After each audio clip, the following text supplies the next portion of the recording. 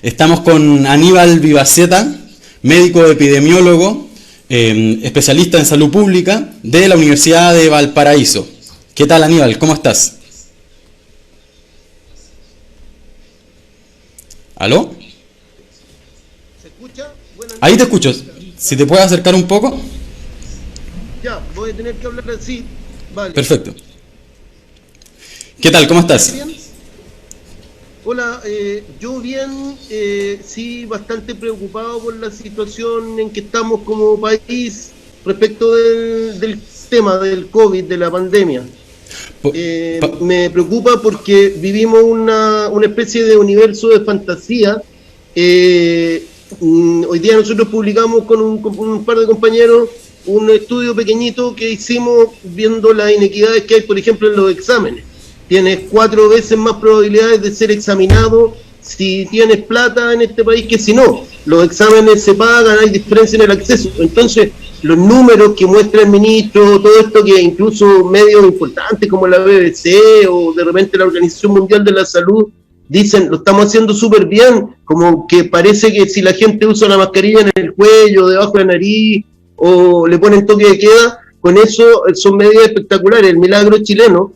Y lo que nosotros estamos viendo con mis compañeros que estamos siguiendo los datos y que además seguimos un poco el comportamiento de nosotros, de la gente que anda alrededor de uno. Yo salgo re poco, pero tengo que salir a comprar aquí al lado y veo, y realmente creo que vivimos en un universo paralelo, nos estamos autoengañando.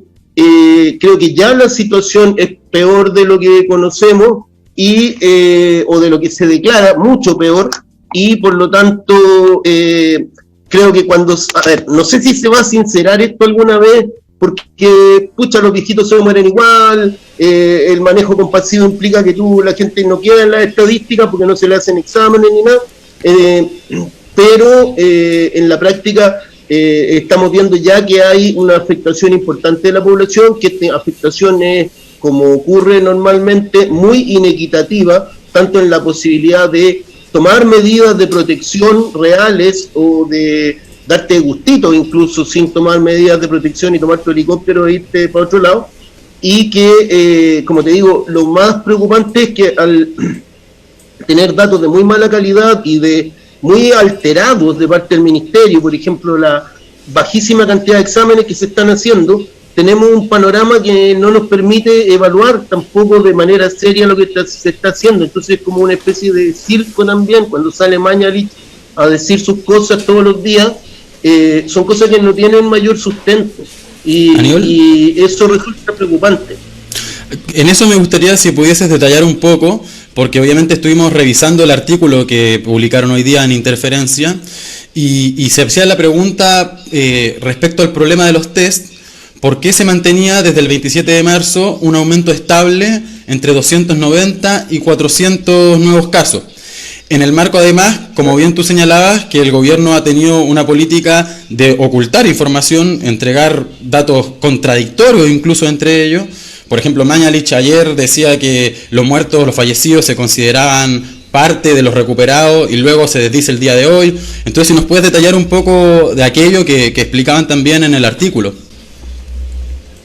Sí, mira, hay varios niveles de problemas en el manejo de esta situación.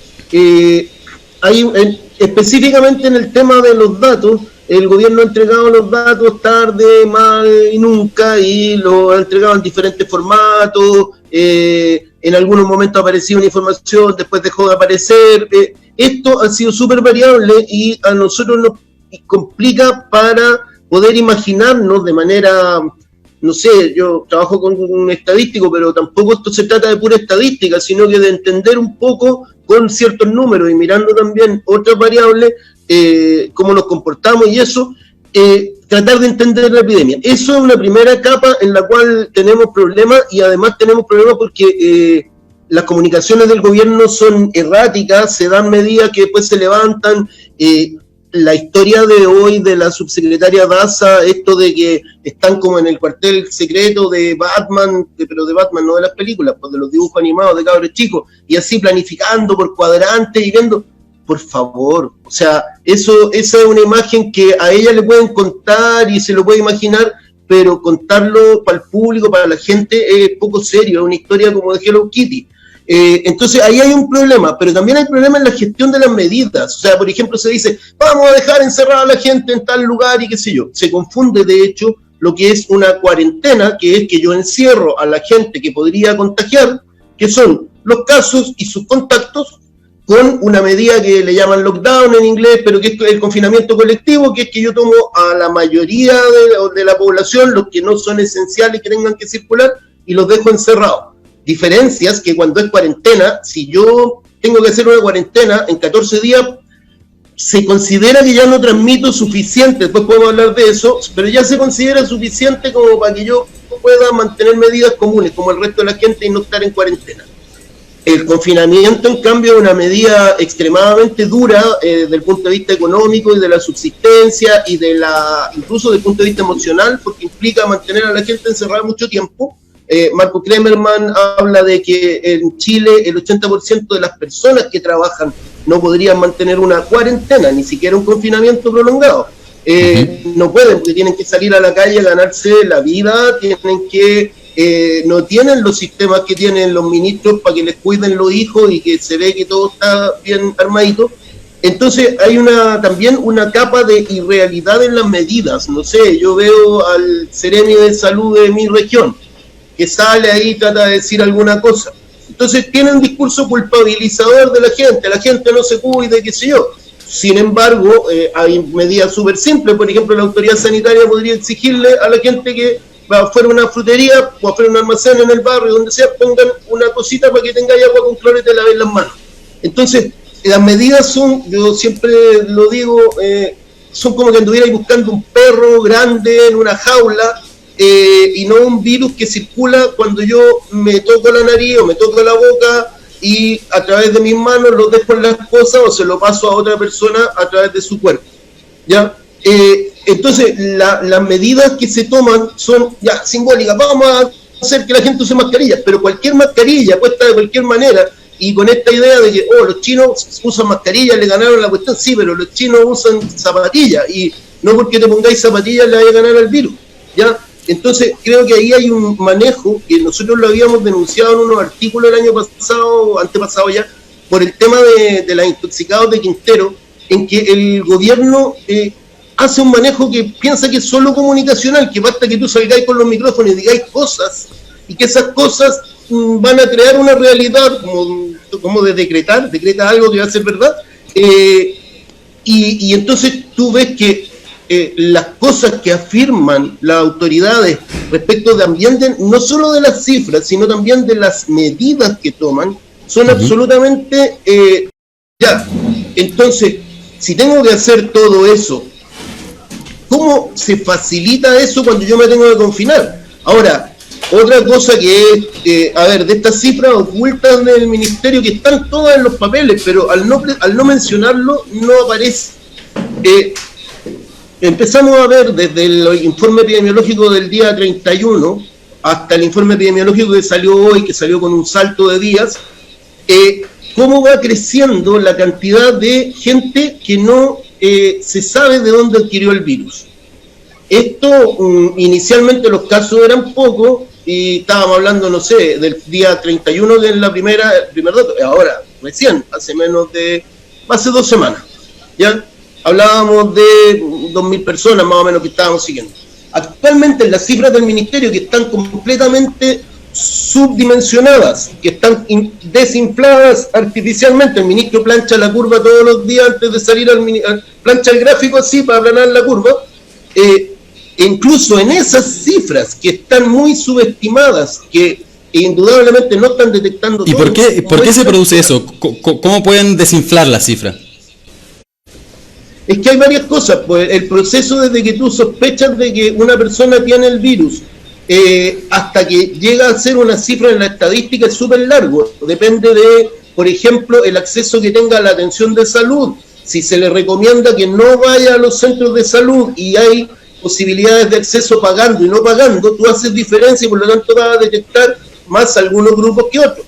En Chile además el testeo sigue bajo, hoy día fueron menos de 3.000 exámenes, y hemos mantenido cifras así. Hubo un día un zapallazo de 7.000 es una excepción, pero en general, aparte de ese zapallazo, lo que hubo fue básicamente una mantención, 3.000, 4.000 exámenes, en una cosa que va creciendo, hasta que nosotros pudimos calcular una tendencia, calculamos que crecía 20% al día. La gente tiene que entender que esto es como un crédito, que crece, igual que los créditos, que uno dice, pero 20% no es tanto. Claro, pero 20% mañana es sobre lo que había y el 20% que le sumaste. Y eso es lo que se llama exponencial, y eso es lo que es absurdo en las cifras del ministerio. Una, porque no puede seguirlo si sigue haciendo una pequeña cantidad de exámenes, evidentemente, y la cosa crece, ¿cómo lo vaya a detectar con la misma cantidad de exámenes? Pero además porque las cifras que se entregan es lo que tú decías, han oscilado entre 300, como que el ministro tiene un tótem grande que es 300, alrededor de 300, y tiene otro que es 420 más o menos. Hay un montón de cifras que fluctúan en ese periodo, desde el día 27 de marzo, que es cuando el ministerio ya se disocia de lo que podría ser la realidad en la cifra de casos, ¿ya? Y empieza a tener una cosa estable imposible. O sea, tú podías estar controlando el virus y que haya hacia menos, hacia más, pero esto de ir así como a la misma velocidad no pasa. Es como de mantener nuevos contagios más o menos idénticamente día tras otro. Claro, espérate, y entonces, ¿por qué se produce esto? Porque hay unos retardos que tienen que ver con los secos de plata, por ejemplo, de acceso. Tienen que ver con que justamente a quienes más transmiten, que son las personas con pocos síntomas, no se les recomienda no hacerse el examen, no se les detecta, se detecta más bien algunos grupos socioeconómicos que otros, porque si yo quiero hacerme el examen, igual voy y lo pago y me lo hago, ¿ya? También influye todo lo que tiene que ver con este manejo compasivo, deje al abuelito en casa, no sé qué sé yo, para que se va a morir encerrado ahí en una UCI, y que termina también subdimensionando los fallecidos. Tengo la impresión de que una vez que veamos las cifras, que demoran mucho, un par de años, de fallecidos en esta época por edad, no sé, vamos a ver sorpresa. Nosotros ahora estamos estudiando las cifras que empezó a entregar el ministerio y un par de días vamos a poder decir algo de los grupos de edad, porque hay asimetría bien rara. Pero bueno, seguimos. Si tú tienes poca capacidad de examinar, tienes dificultades logísticas, porque ya yo digo, tengo capacidad para examinar 300 personas, por decirte, en la universidad mía en Valparaíso, que está haciendo la media pega en exámenes. Pero bueno, esas muestras tienen que llegar de un hospital, tienen que tomarse a la gente, juntarse, traerse, toda esa logística, si no está bien hecha, demora, ¿cierto? Después, por lo que se ve, las cifras no salen directo desde los que monitorean esto del ministerio, o sea, del Instituto de Salud Pública, sino que más bien hay una pasada ahí por las autoridades para ver qué se muestra y qué no se muestra. Y también eso, a ver, ¿cómo se nota? Porque de repente aparecen datos en los informes que después dejan de aparecer. Esto lo puso hace unos días, no recuerdo qué medio fue, El Mostrador, creo que sí, El Mostrador fue, que hablaba de cómo era el funcionamiento en el equipo del ministerio, en el equipo de Mañalich, pero también hay ahí una cosa que tiene que ver con su propia personalidad, con que Jimena Aguilera, que es realmente una de las personas que más sabe en Chile del tema, contaba que en el comité asesor, claro, lo escuchan, pero no le hacen caso, ¿ya? Entonces, si tú sumas todo eso, claro, las cifras pueden salir bastante, alteradas. Hace pocos exámenes, los exámenes se demoran. No todo eso es intencional, sino yo no digo que esto sea una conspiración de Mañalich para que no sepamos. Yo creo que mucho se aprovecha la ineficiencia de parte del sistema, la falta de preparación que había, los riesgos absurdos, innecesarios que se tomaron y que hicieron que 3 equipos de autoridad de salud cayeran en las primeras semanas y que la gente llegara a la atención, la gente que da la lucha, porque el que está en el SOME y que enfrenta todos los días a montones de personas que tienen que atender, y que esas personas llegaron al brote sin la capacitación, sin los equipamientos, ¿cierto? Todo eso también influye, porque en la práctica, en este sistema degradado, tú lo que vas generando es un hilito de datos totalmente controlable. Claro.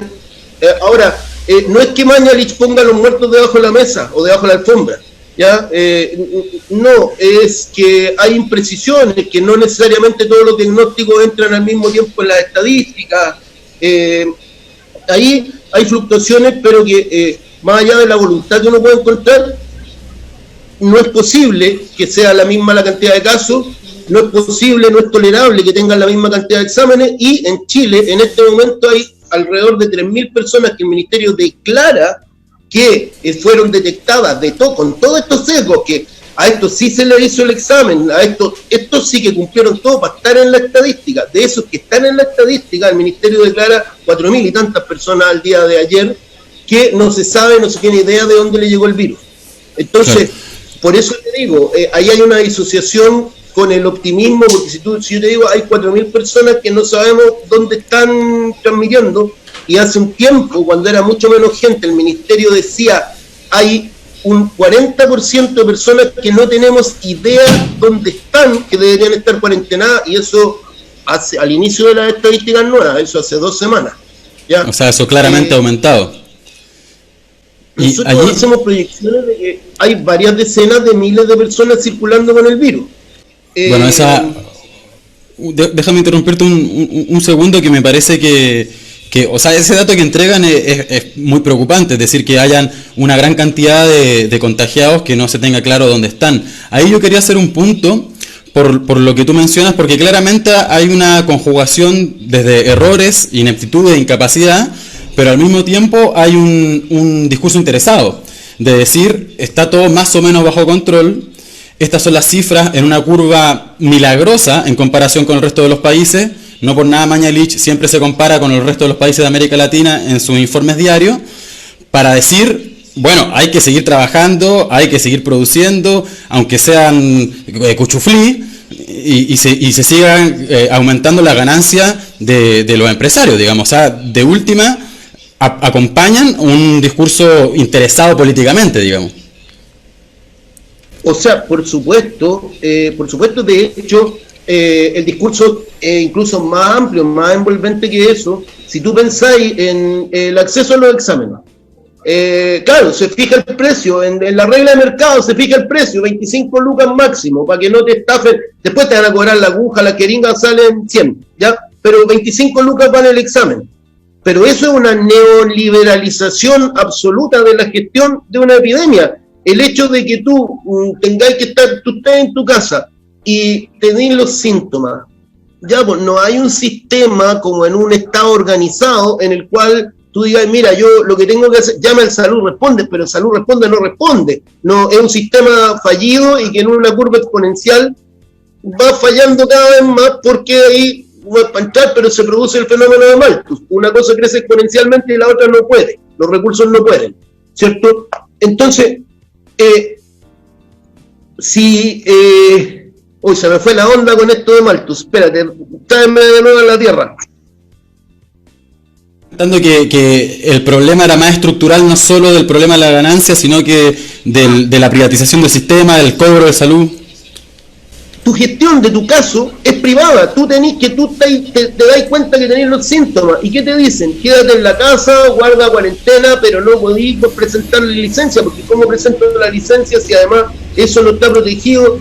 Además con altos niveles de desempleo. Entonces, en la práctica es dejar en las manos de la gente la gestión de una cuestión que, claro, cuando yo lo veo como que me duele la guata, compro un bono, voy al médico, tiene una cierta lógica de mercado, pero en una epidemia eso no funciona así, eso no puede funcionar así, como tampoco puede funcionar que tú tengas accesos diferenciados a las camas UCI si tú tenés un sistema de previsión o el otro, ¿cachai? O si tú gestionáis todas las camas UCI juntas en un mismo sistema. Y ese tipo de cosas ni siquiera son transparentes en este momento. Ahora, yo creo que cada país utiliza la epidemia para su propia agenda, ¿ya? Para su propia agenda política, y la agenda política de Chile, nosotros somos un experimento neoliberal. Mira, yo me estaba acordando de un dato que dije, se lo voy a comentar a uno. Hace poco actualizaron cuánto gana el 1% más rico de Chile. 2.200 millones de pesos por mes por familia. 2.200 millones de pesos le entran, y resulta que a esos semiesclavos que te generan la plata, porque no es que esa persona trabaje de sol a sol mucho para ganarse esos 2.200 millones, ni que trabaje toda la familia y sean de la UDI y sean una familia grande. No, generalmente no trabajan. No, pues esa gente gana la plata porque están otros trabajando. Y si tú paras esa máquina, es terrorífico. Entonces, yo creo que hay dimensiones distintas de la economía que hay que considerar aquí. Hay que considerar lo que significa una parada para la economía de... Yo siempre pongo ejemplo al Loco John. El Loco John es un cabro de aquí de la barra del Wander que semaforea. Cuando aquí rompieron los semáforos en Valparaíso, hay semáforos humanos. Y este cabro yo lo conozco de hace años. Por el tema de derechos humanos. Bueno, Loco John,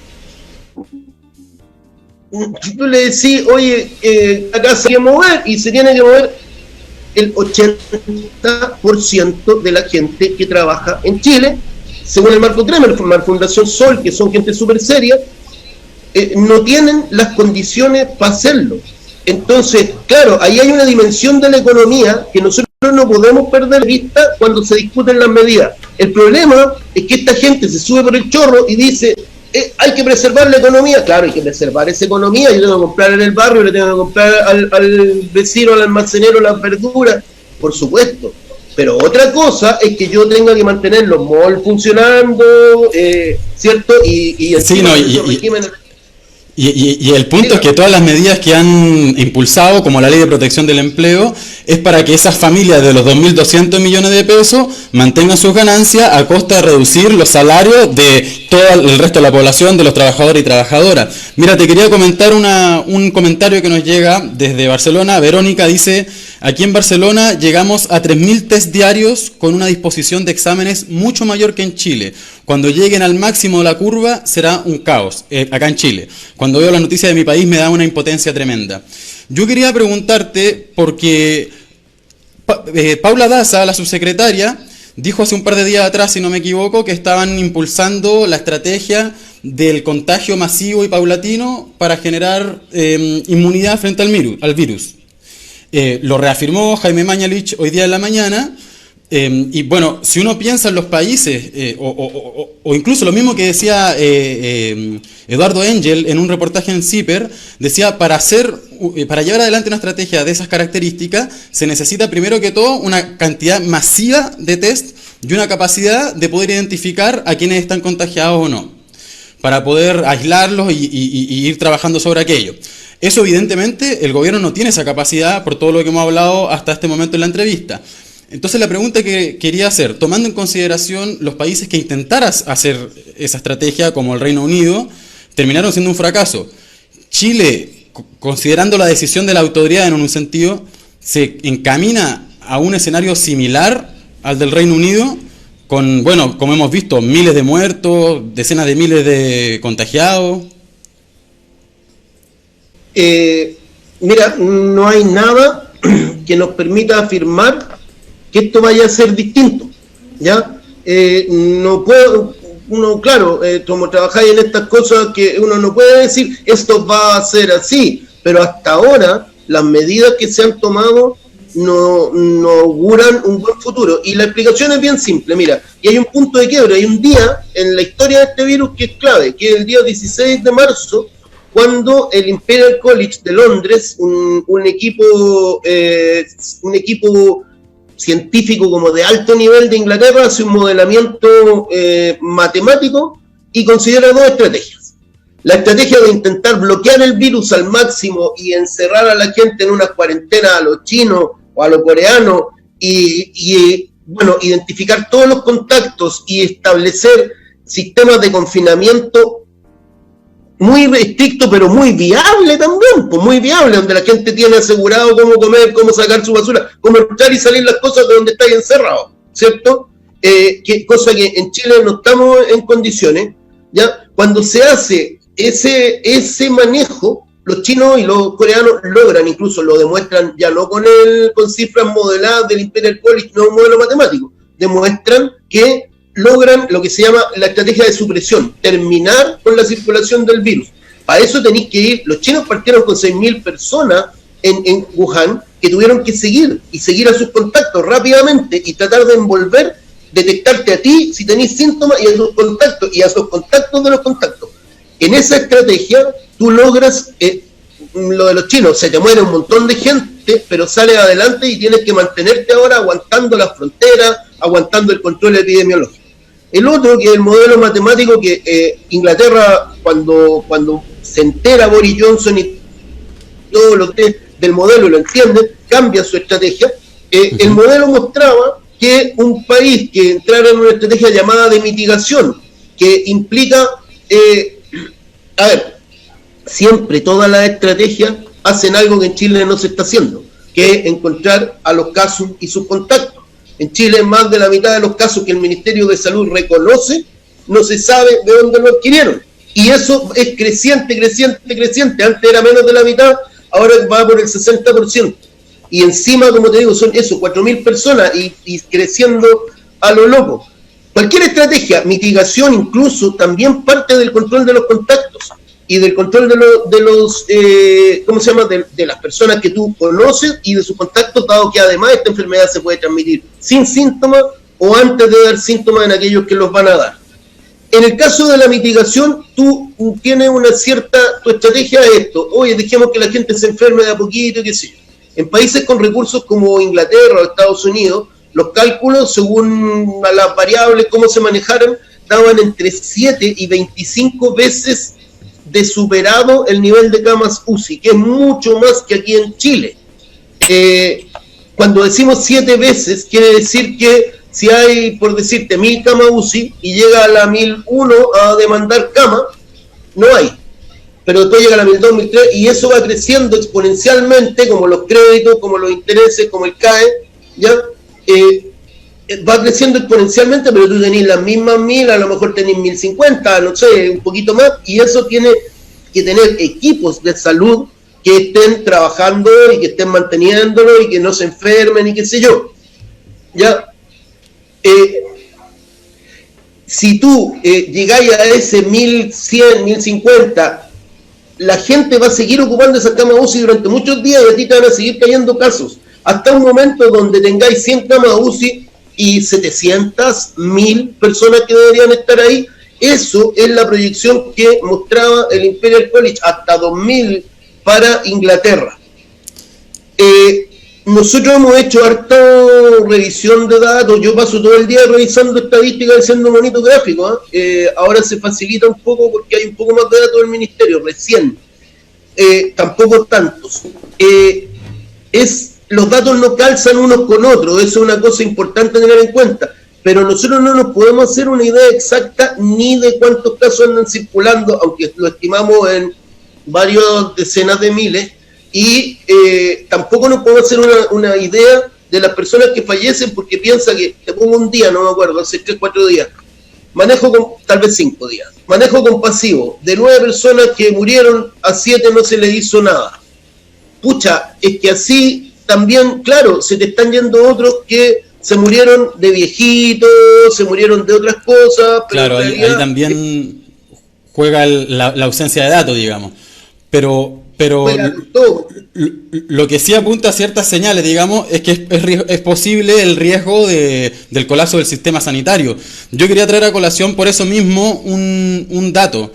En Antofagasta, que es región minera, hay alrededor de 100.000 mineros que trabajan en diferentes empresas, digamos. Y allí la política de las mineras fue seguir la producción, incluso escondida, la minera escondida, reconociendo que se iba a contagiar alrededor de un 30% de sus trabajadores. Eso iba a significar, o significará, el colapso total del Hospital Regional de Antofagasta, que no tiene la capacidad para cubrir esa cantidad de contagios sin considerar el resto de la población.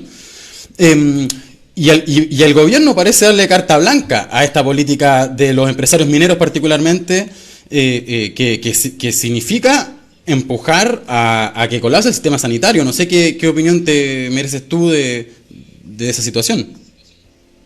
Mira, yo cuando estaba como pensando en esta conversación, me acordaba del tema del milagro chileno, porque este no es el primer milagro que nosotros conocemos. Nosotros conocimos el milagro económico de Pinochet, que costó en directo unos cuantos miles de muertos para imponerlo, y que costó muchos más miles de muertos posteriormente, que ha costado durante todo este tiempo por el sistema de salud, por las pensiones miserables y todo. Nosotros también ya vivimos un milagro de mentira, como este milagro de ahora de Mañalich, de que somos un país que mantiene los contagios estables. Ahora, hay un tema matemático ahí que yo hago una salvedad.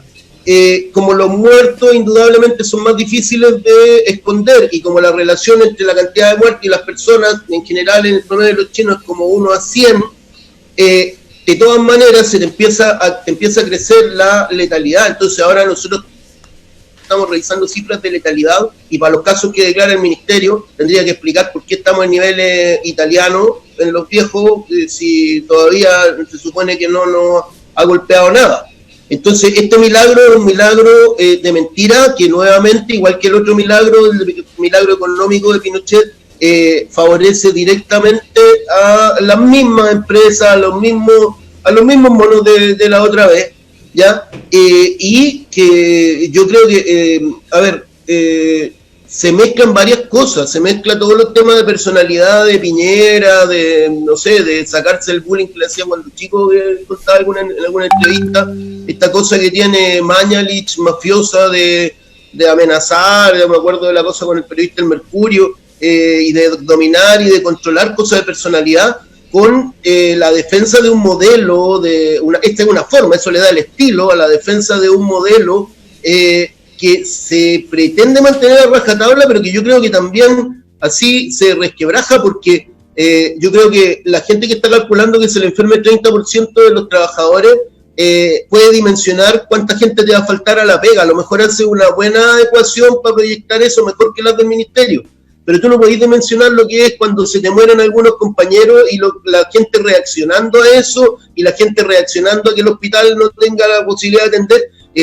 Hay que entender que una emergencia, como esto es un desastre muy lento, de evolución muy lenta, ya más lento que erupción volcánica de esta hawaiana, ¿cierto? Mucho más lento, mucho tiempo. Y los problemas que genera una emergencia, un desastre, no son problemas por el desastre, son los problemas sociales y humanos que se generan. Entonces, creo que también, por supuesto que una decisión abusiva y una decisión totalmente imprudente desde el punto de vista de la salud de los trabajadores y trabajadoras. Lo que también es una decisión imprudente desde el punto de vista de su empresa, en el sentido de que yo no me arriesgaría que si andan 100.000 personas dando vuelta por ahí y se van a enfermar un montón de esas, y de esas, hagáis lo que hagáis, se va a morir alguna gente, y no poca, aunque estemos en el milagro chileno. Creo que también es una cosa imprudente. Creo que el manejo de este estado del capitalismo en nuestro país neoliberal, el manejo de la crisis ha sido malo, ha sido pobre.